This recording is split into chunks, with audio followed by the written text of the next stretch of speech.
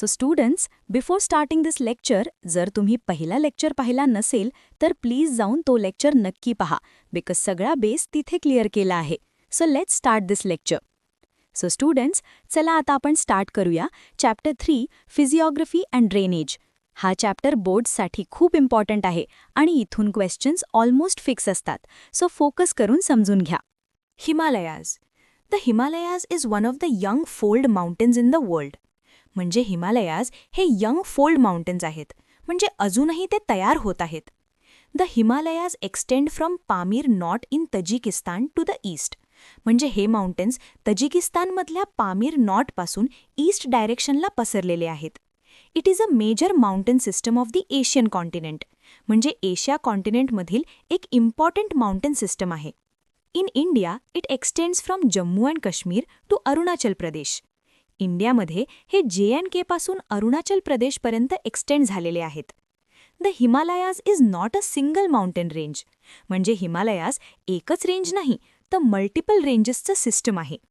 There are many parallel ranges in the system. म्हणजे अनेक ranges एकमेकांच्या पॅरलल आहेत. The southern most is known as Siwaliks. सगळ्यात खाली असलेली रेंजला सिवालिक म्हणतात. It is also the youngest range आणि हीच सगळ्यात नवीन रेंज आहे. Next to Siwaliks are lesser Himalayas, greater Himalayas म्हणजे Himadri and trans Himalaya ranges from south to north. म्हणजे सिवालिक नंतर क्रमाने लेसर हिमालयाज, मग ग्रेटर हिमालयाज म्हणजे हिमाद्री आणि मग ट्रान्स हिमालयाज येतात. These ranges are young to old respectively. म्हणजे या रेंजेस क्रमाने यंगेस्टपासून ओल्डेस्टपर्यंत आहेत. These mountain ranges are also divided into Western Himalayas or Kashmir Himalayas, Central Himalayas or Kumaun Himalayas and Eastern Himalayas or Assam Himalayas. म्हणजे हिमालयाजला लोकेशननुसार 3 पार्ट्समध्ये divide केला आहे. Western, Kashmir, central, Kumaon आणि eastern Himalayas. North Indian planes. This division lies between Himalaya mountains in the north and the peninsula in the south. Similarly, it extends from Rajasthan and Punjab in the west to Assam in the east. It is mostly a flat, low-lying area. म्हणजे north Indian planes हा भाग नॉर्थला हिमालयाज आणि साऊथला peninsula यांच्यामध्ये आहे. म्हणजे हा middle region आहे.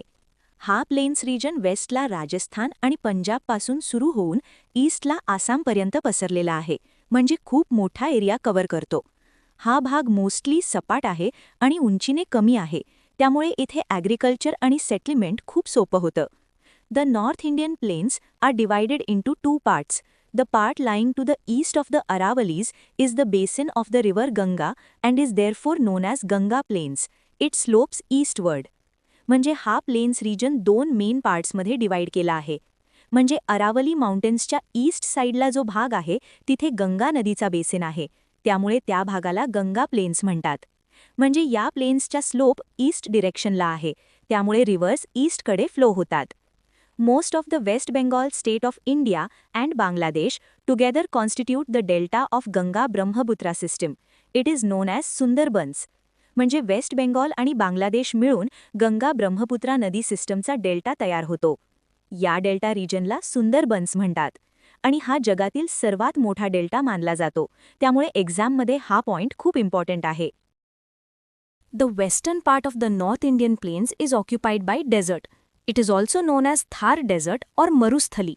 म्हणजे नॉर्थ इंडियन प्लेन्सचा वेस्टर्न पार्ट डेझर्टने कवर्ड आहे.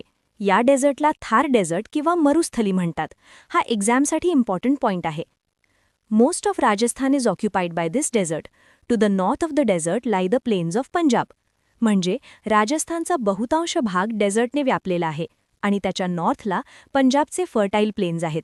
रिजन चेंज समजून घ्या. This region is spread to the west of Aravallis and Delhi ranges.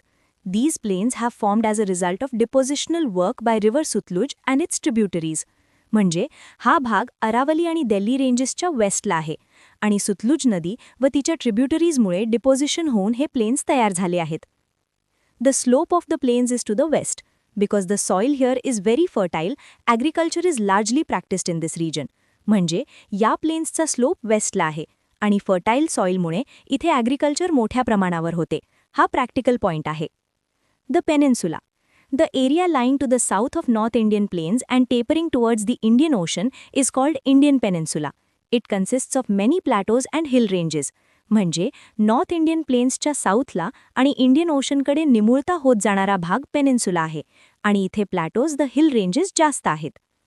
The Aravallis in the north are the oldest fold mountains here.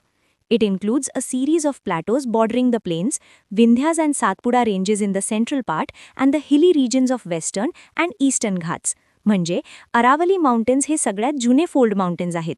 तसेच पेनिन्सुलामध्ये प्लेन्सच्या बाजूला प्लॅटोज, सेंट्रलमध्ये विंध्या व सातपुडा रेंजेस आणि वेस्टर्न व ईस्टर्न घाट्स हे हिली रिजन्स आहेत. हा कम्प्लीट स्ट्रक्चर आहे.